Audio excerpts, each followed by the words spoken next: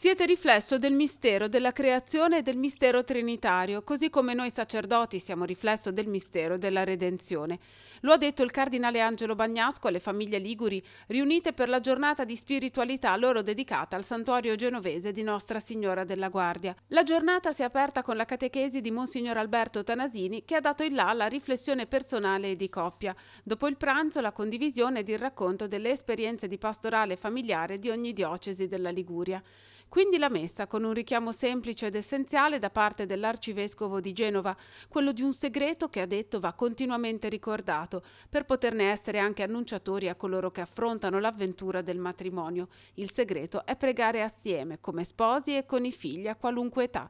Benedetto XVI, ha aggiunto il cardinale Bagnasco, ricordava che una famiglia che prega non conosce la disperazione e nelle difficoltà troverà sempre una via d'uscita.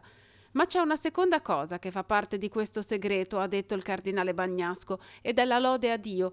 Il Signore è risorto, ci ha dato un cuore nuovo, ci ha resi partecipi di Dio stesso, ma non basta credere che Gesù è morto e risorto, è necessario scoprirne la presenza nelle pieghe dell'esistenza quotidiana.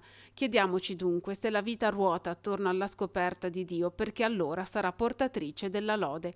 La comunità cristiana, ha poi precisato l'arcivescovo di Genova, ha dinamiche simili a quelle di una famiglia. Di qui l'invito a portare nelle diocesi lo sguardo della fede, riconoscendo la presenza di Dio, per essere tessitori della comunione ecclesiale e di unità e per essere tali scoprire con gli occhi della fede che Gesù è sempre presente.